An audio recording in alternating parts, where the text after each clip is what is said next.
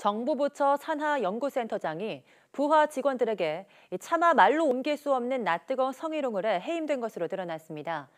이 사건을 처리하는 징계위원회가 피해자 명단을 가해자에게 공개하면서 2차 피해까지 나왔습니다. 송재인 기자의 단독 보도입니다.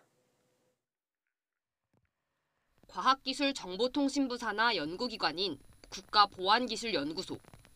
이 연구소의 한 센터장이 부하 직원들에게 상습적으로 성희롱해온 사실이 뒤늦게 신고됐습니다. 성관계 횟수를 묻는 건 예사였고 회식 자리에서 예술작품을 언급하면서 노골적인 성행위를 묘사하는 것도 서슴지 않았습니다. 남녀를 가리지 않고 신체 부위를 평가하고 성기를 연상시키는 건배사를 수시로 언급했습니다.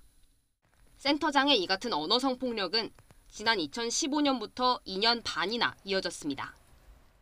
근데 상급자가 그렇게 했을 때 이걸 어떻게 해야 되지라는 약간 순간적으로 바로 판단하고 바로 항의를 하고 이러기가 쉽지가 않은 거죠. 이 지위의 차이에 따라서는. 참다 못한 직원들이 연구소에 문제를 제기했고 피해를 진술한 사람만 12명이나 됩니다. 센터장은 결국 해임됐지만 성폭력 조사를 한 연구소 태도도 문제입니다.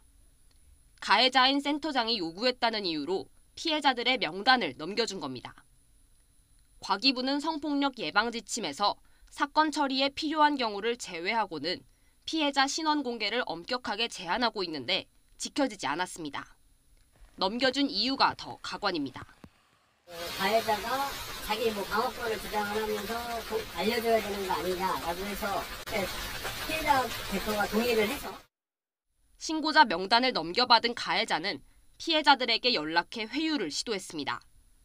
피해자들은 만나서 얘기하자는 등의 가해자 전화에 압박을 느낄 수밖에 없었습니다.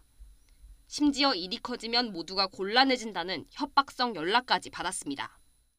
신고자 정보 보호에 각별히 주의를 기울이는 한편 조사 결과가 나오기까지 이전에도 피해자 보호를 위해 공간 분리와 유급 휴가 명령 등 기관 차원의 적절한 조치가 이루어져야 합니다. 2년 넘게 묵혀오다 겨우 드러난 성폭력. 안이한 대처로 2차 피해까지 일으킨 정부 산하 기관의 태도가 우리 사회의 성인지 감수성을 그대로 드러낸 것은 아닌지 우려됩니다. YTN 송재인입니다.